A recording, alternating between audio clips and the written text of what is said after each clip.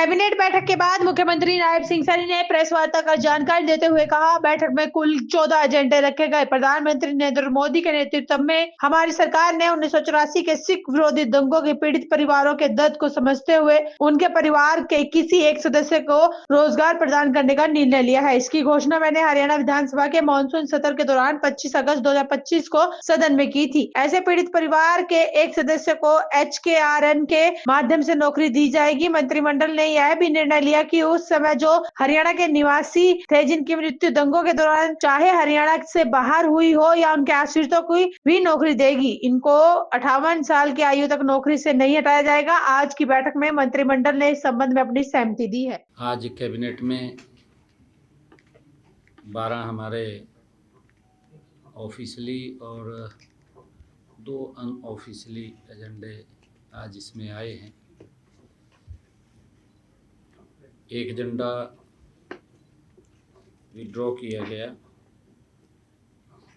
जिसमें सबसे पहले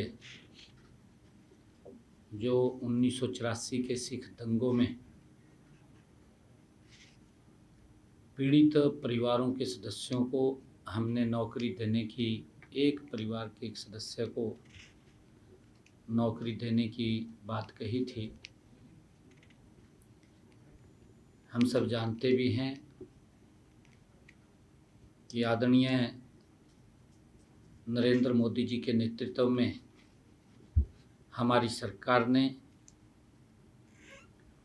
1984 के सिख विरोधी दंगों के पीड़ित परिवारों के दर्द को समझते हुए उनके परिवार के एक सदस्य को रोजगार प्रदान करने का हमने निर्णय किया था। इसकी घोषणा मैंने विधानसभा पटल के ऊपर की थी मानसून सत्र में। अभी ऐसे पीड़ित परिवार के मैंने कहा था कि एक सदस्य को हम HKRN के माध्यम से उनको नौकरी दी जाएगी। मंत्रिमंडल ने ये निर्णय किया है कि उस समय जो हरियाणा के निवासी थे जिनकी मृत्यु दंगों के दौरान चाहे वो हरियाणा से बाहर भी हुई है, आज ये निर्णय किया गया कि चाहे 1984 के दंगों में कोई व्यक्ति अगर हरियाणा से बाहर भी था और वहाँ पर उसकी मृत्यु हो गई तो उनके आश्रितों को भी नौकरी दी जाएगी। इसको जो हमने कहा है कि HKRN के माध्यम से उनको 58 वर्ष तक कोई नहीं हटा पाएगा। आज की हमारी मंत्रिमंडल की बैठक में ये सर्वसम्मति से निर्णय लिया गया है। वहीं पर हमने स्वामित्व योजना और ड्रोन जो आबादी देय क्षेत्रों में कब्जा धारकों को स्वामित्व अधिकार पत्र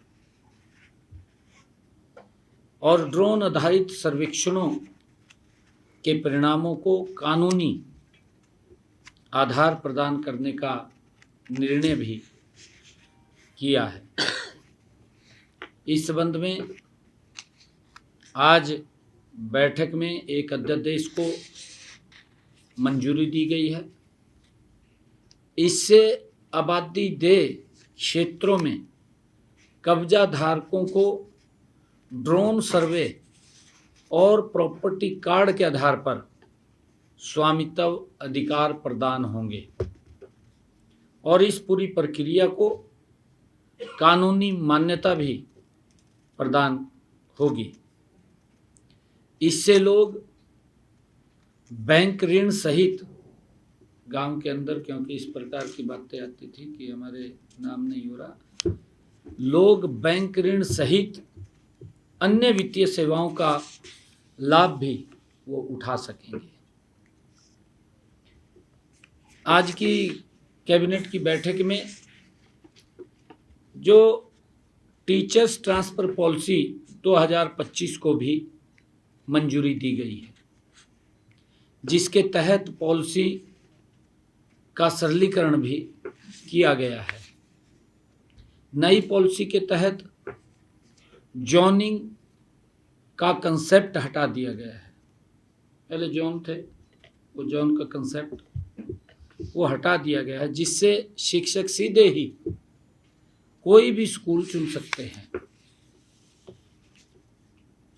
और हमने आज की बैठक में हरियाणा मूल के जो युद्ध में जान गंवाने वाले शहीद सैनिकों के आश्रितों को अनुकंपा के आधार पर नियुक्ति के लिए हरियाणा सरकार की नीति में छूट प्रदान की गई है, जो निर्धारित 3 साल की अवधि के भीतर आवेदन नहीं कर सके, क्योंकि 3 साल तक आवेदन करना होता है।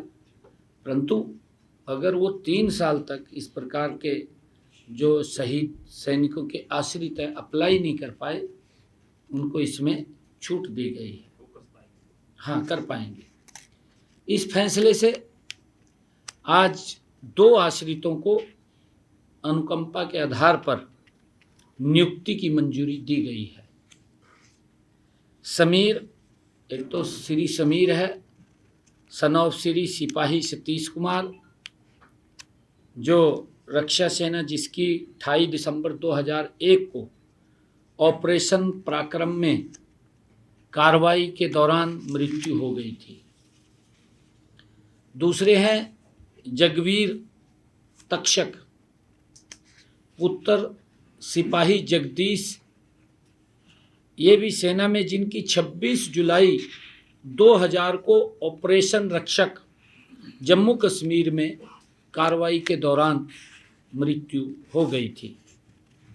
इससे पहले भी हमारी सरकार ने 26 जून 2025 को मंत्रिमंडल की बैठक में शहीद सैनिकों के 8 आश्रितों को अनुकंपा के आधार पर नियुक्ति दी है। ये भी निर्णय आज किया गया कि हरियाणा में श्रमिकों के कल्याण और औद्योगिक विकास में संतुलन स्थापित करने के लिए कारखाना अधिनियम अध्यादेश 2025 को भी मंजूरी दी गई है। अब कारखाना प्रबंधन को, जो कारखाना प्रबंधन है, को हर श्रमिक को नियुक्ति के समय नियुक्ति पत्र देना अनिवार्य करने का भी प्रावधान किया है। उद्योगों में महिलाओं की भागीदारी बढ़ाने के लिए भी प्रावधान किया गया है। इसके अनुसार अब महिला श्रमिक भी मशीनरी पर आवश्यक सुरक्षात्मक उपकरण उपलब्ध होने पर कार्य कर सकेंगी, उसकी मंजूरी भी दी गई है। संशोधन में 3 तिमाही ओवरटाइम सीमा को 115 घंटे से बढ़ाकर अब 144 घंटे किया गया है। पहले 115 घंटे था, हाँ, अब उसको 144 घंटे कर दिया है, उसको बढ़ा दिया है। सभी ओवरटाइम कार्य स्वैच्छिक रहेंगे, कोई दबाव नहीं रहेगा, कोई करना चाहे करे ना, ये नहीं करना चाहे ना करे। सामान्य मजदूरी दर से 2 गुनी दर से मुआवजा दिया जाएगा। जो उसकी मजदूरी है, अगर ओवर टाइम करता है उसके ऊपर डबल चार्ज किया जाएगा, जिससे श्रमिकों के अधिकारों की सुरक्षा सुनिश्चित होगी।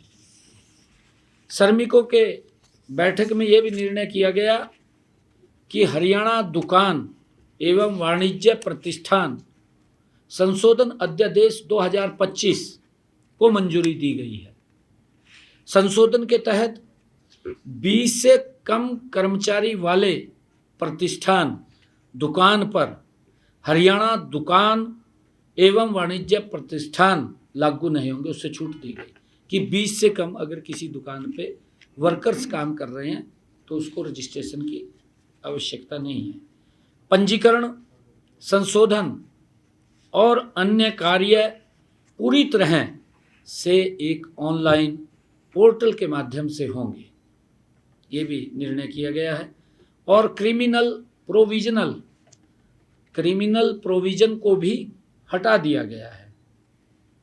सभी कर्मचारियों को आइडेंटिटी कार्ड, अपॉइंटमेंट लेटर दिए जाएंगे। आइडेंटिटी कार्ड भी होगा हर कर्मचारी का, अपॉइंटमेंट लेटर भी उसको दिया जाएगा। ये भी निर्णय आज किया गया है बैठक में कि पंजाब ग्राम श्यामलात भूमि नियमों में संशोधन को भी मंजूरी दी गई है। अब पंचायत द्वारा खेती के लिए पट्टे पर दी जाने वाली प्रस्तावित भूमि में से 5% भूमि 60% से अधिक विकलांगता वाले व्यक्तियों के लिए आरक्षित होगी। ये निर्णय किया गया कि विकलांगों के लिए हाँ उनको बेनिफिट दिया है कि 5% भूमि जो गांव के अंदर है उसकी उनके लिए, और जिनका 60% तक वो हैंडीकैप है उनको ये लाभ दिया गया।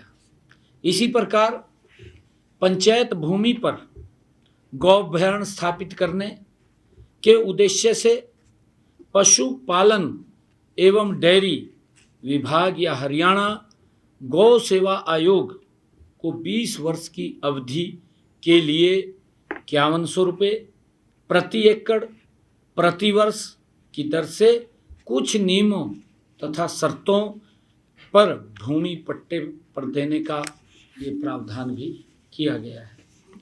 और इसके अलावा बैठक में यह भी मंजूरी दी गई कि ग्राम पंचायतें अपने स्तर पर 250 एकड़ तक की भूमि उपयोग योजना तैयार कर सकते हैं। पहले 100 एकड़ था, अब इसको 250 एकड़ किया गया है। और जो टेबल एजेंडा आए थे जिसका मैंने जिक्र किया है, उसमें बैठक में हरियाणा मंत्रिमंडल ने ईज ऑफ डूइंग बिजनेस के तहत इंडस्ट्रियल जोन में उद्योग स्थापित करने के लिए सेल्फ सर्टिफिकेट से कागजात लिए जाएंगे, CLU के लिए नहीं। क्योंकि अगर इंडस्ट्रियल जोन है, वहाँ कोई प्लॉट है किसी का इंडस्ट्रियल जोन के अंदर, CLU लेनी पड़ती थी। और टाउन कंट्री प्लानिंग का जो हमारा TCP है उसके चक्कर काटने पड़ते थे। अब चक्कर काटने की आवश्यकता नहीं, उसका सेल्फ सर्टिफिकेट भी मेरा इस जोन के अंदर प्लॉट है और वो अपनी सेल्फ सर्टिफिकेट से बना सकता है। हाँ,